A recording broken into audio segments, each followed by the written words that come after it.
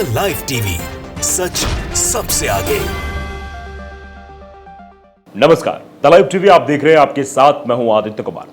जब भारतीय जनता पार्टी के नेताओं की दाल गलाई नहीं गल रही है तो वो अब उपद्रव पर उतर आए हैं। और उपद्रव ऐसा कि कांग्रेस के बूथ एजेंट के साथ मारपीट कर रहे हैं, उनसे पर्ची छीन रहे हैं, फाड़कर फेंक रहे हैं, खुलेआम धमकी दे रहे हैं कि अगर यहां एजेंट बनकर रहोगे तो ठीक नहीं होगा। आप अंदाजा लगाइए, इस तरीके की गुंडागर्दी अगर होगी तो इससे आप समझ सकते हैं सत्ता का कितना बड़ा प्रभाव।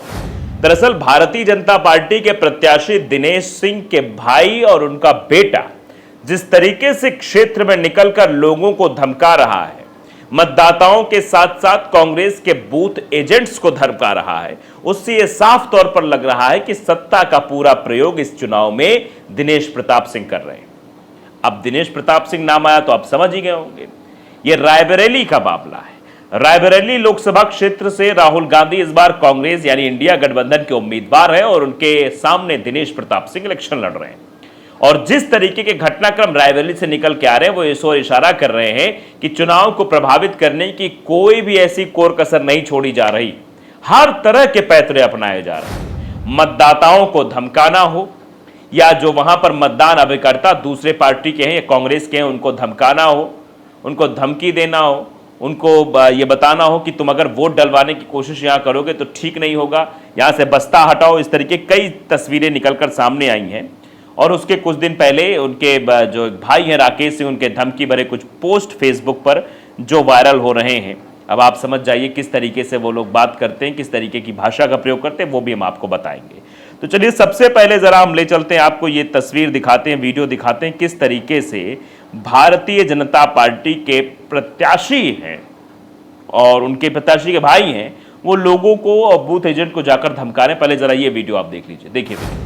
सर हम लोग जो है कि पर्ची काट रहे थे और वो लोग आए 10-12 लोग और हमारे लोगों से छीन लिया, बोले ये गलत हो रहा है, आप लोग क्या कर रहे हैं, और छीन के लेके चले गए। आपको किसका बस्ता मिला था? 312 का। 312 किस पार्टी से? कांग्रेस से। कौन से पार्टी के लोग आए थे यहाँ? बीजेपी के। कौन आया था? अवधेश सिंह और एक कौन। ये अवधेश सिंह कौन है? अभी तो दिनेश एमएलसी के भाई और उसका लड़का। तो जब वो आए तो क्या किए वो? वो लोग आए यहाँ, अचानक आए 4-5 गाड़ी से और लिस्ट यहाँ पर्ची काटी जा रही थी। हाँ? और पर्ची उठाकर तुरंत झोलम भरे, फाड़ वाड़ दिया, पूरा बस्ता उठा लिया और धमकी भी दिया, कहें अभी गोली चल जाएगी, ये होगा, और तुरंत यहाँ गाड़ी से निकल लिए। तो आपके पास दूसरी कोई संख्या कम थी इसलिए कुछ लोग कह नहीं पाए। भी था साथ में। अच्छा, आपने वीडियो देख लिया और वीडियो देखकर आपने अंदाजा भी लगा लिया होगा कि किस तरीके से वहां बुजुर्गों के साथ व्यवहार किया जा रहा है, कैसे चुनाव को प्रभावित करने की कोशिश की जा रही है। और आप समझिए कि विरोध इतना तेज है कि जिसका आप अंदाजा भी शायद नहीं लगा सकते हैं। वो विरोध की तस्वीरें अगर आपको दिखाएंगे तो आप देखेंगे कि वापस लौटना पड़ रहा है दिनेश प्रताप सिंह को गांव से, क्योंकि गांव के लोग सीधे कह रहे हैं कि रोड नहीं तो वोट नहीं, और जब रोड नहीं बनी है तो यहां वोट देने का कोई मतलब नहीं बनता है। दरअसल ये मैनूपुर है जहां भाजपा प्रत्याशी दिनेश प्रताप सिंह का विरोध हुआ। वापस जाओ के नारे लगे। रायबरेली को ये बूथ है, कोई विधानसभा में है। दिनेश प्रताप सिंह ने ग्रामीणों से हाथ जोड़कर अनुरोध किया, कहा लोकतंत्र में अगर यही तरीका ठीक है, आपकी मर्जी, मुझे जानकारी होती तो जरूर विकास होता।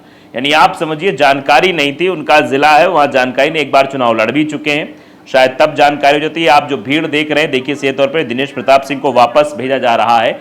ये जो भीड़ दिखाई दे रही है आपको सड़कों पर, ये देखिए दिनेश प्रताप सिंह को वापस भेजने की बात है कि रोड नहीं तो वोट नहीं, वापस जाओ के नारे लगाए गए और लोगों ने घेर लिया था और गाड़ियां बाद में वापस जरी, हाथ जोड़कर निवेदन किया गया। आप देखिए सीधे तौर पर लोग क्या कह रहे हैं, सुनिए जरा।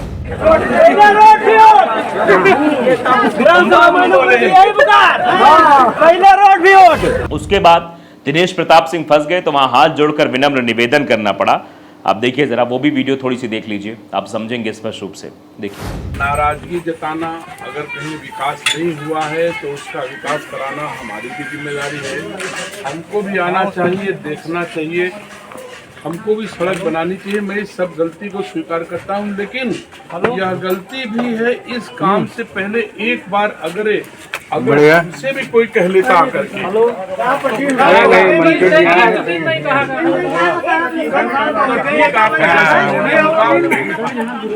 आपका जैसा निर्णय हो हमको स्वीकार है। हमें पास और काम है तमाम, हम देखे जाए थे, सुना है कि आपका दर्द है, दवा लेके आना है। सुन लिया, जनता के सामने दर्द की बात कर रहे थे कि हमें पता नहीं था। लोगों ने कहा कि शिकायत की गई थी, तीन बार बताया गया था आपको, उसके बाद भी कुछ नहीं हुआ है। तो फिर हाथ जोड़कर ये कहना पड़ा कि बहुत सारे काम रहते हैं। तो नेताजी फंस गए थे। आपने तस्वीरें भी देख ली कैसे भगाने की कोशिश की, लेकिन उनके लोगों द्वारा जो किया जा रहा है, खुलेआम लोग गुंडाई करें। 1 दर्जन लोगों और प्रशासन के साथ पहुंचकर कांग्रेस प्रत्याशी की ओर से बसपा की पर्ची बांट रहे लोगों से गाली गलौज करते हुए फरार लोगों ने जो मतलब फरार हो गए। लोगों ने इसका विरोध भी किया। अब जरा ये देखिए, खीरों का ये मामला बताया जा रहा है और किस तरीके से लोग वहां बता रहे हैं कि यहाँ आए थे और किस तरीके की हरकतें की थी। देखिए जरा, एक शख्स है जो बता भी रहे हैं, सुनिए। कहाँ पे खड़े हैं? मेला टेकाई। क्या मामला है? मामला ये है कि कुछ 2 गाड़ियों से आए थे और उसके बाद जो ये यहाँ का जो कहा कि मतलब राहुल गांधी का जो बस्ता मिला था वो बस्ता छीन करके ले गए। कहते खाते किसी को, बजाते किसी को हो। पर्ची काट रहे थे हम लोग, हड़काए। उसके बाद कह रहे थे 112 बुला रहे हैं। उसके बाद कह रहे हैं कि उठाए और 2 मिनट में भाग गए। बोल रहे चलो बैठो गाड़ी पे भी नहीं बैठा, ऐसे भाग गए। क्या मामला है? सर हम लोग पर्ची काट रहे थे, कुछ लोग आए और सारे बस्ता उठाए और लेके चले गए। बोले यही बोले थे कि खाते किसी को, बजाते किसी को। कौन सा गांव है ये? मेला टकई। तो पुलिस को सूचना दिया आपने? हाँ जी, जो हेल्पलाइन नंबर था उस पर फ़ोन कर दिया गया। तो मौके पर पुलिस पहुंची? नहीं, अभी तक तो कोई नहीं आया। तो सुन लिया आपने किस तरीके की हरकतें की जा रही हैं भारतीय जनता पार्टी के प्रत्याशी के भाई द्वारा, प्रत्याशी के जो उनके और भी लोग जो साथ में हैं उस तरीके के। आप समझिए, लोगों सीधे कहा जा रहा है कि खाते मेरा हो, बजाते किसी और की हो। आप समझिए, ये सीधे तौर पर उस दौर में ले जा रहे हैं जब राजा महाराजा हुआ करते थे और राजा महाराजा अपने नौकरों से किस तरीके का सलूक करते थे, उस तरीके से दिनेश प्रताप सिंह रायबरेली की जनता के साथ करना चाहते हैं। इससे ही आप इनकी तानाशाही का अंदाजा लगा सकते हैं। इससे आप समझ सकते हैं किस तरीके से ये भारतीय जनता पार्टी के प्रत्याशी चुनाव जीतने के लिए सारी हदों को पार कर सकते हैं। काम एक पैसे का हुआ नहीं है।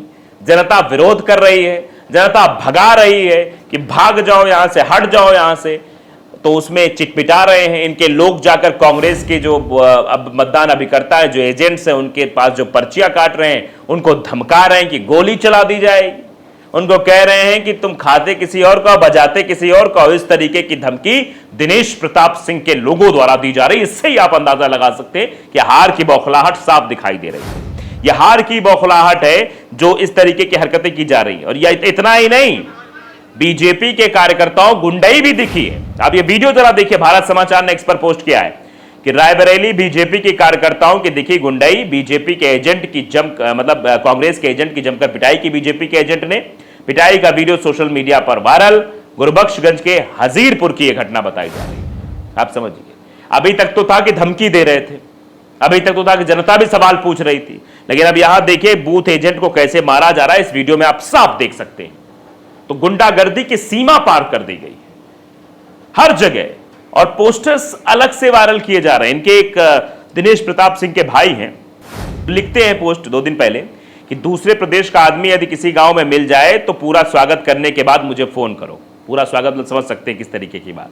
हरियाणा, पंजाब, छत्तीसगढ़ वाले कल तक जितने कांग्रेसी सुख दुख में खड़े रहने की बात करके गांव में वोट मांग रहे थे, वो सभी कपड़े पैक करके भाग गए और कह रहे हैं कि रोक लेना नहीं 20 के बाद। दिल्ली वालों से आग्रह है कि जिन रायबरेली के लोगों को बदनाम कर दिए हो उन्हें भी साथ लेते जाना, नहीं तो यहां उन्हें कोई परेशानी होगी तो कौन काम आएगा। आप अब मिलेंगे। आप समझिए, मतलब उन लोगों को परेशानी होने वाली है। इस तरीके की बातें कही जा रही है। इससे ही आप अंदाजा लगा सकते हैं इनकी आक्रामकता का, इनका चुनाव जीतने के तरीके का, और शायद यही वजह है कि जनता मुंह पे कह रही कि रोड नहीं तो वोट नहीं। तो लाइव टीवी को अगर आपने सब्सक्राइब नहीं किया जरूर करिए, बेल आइकन दबाइए ताकि सच खबर आप तक पहुंचती रहे। नमस्कार। द लाइव टीवी, सच सबसे आगे।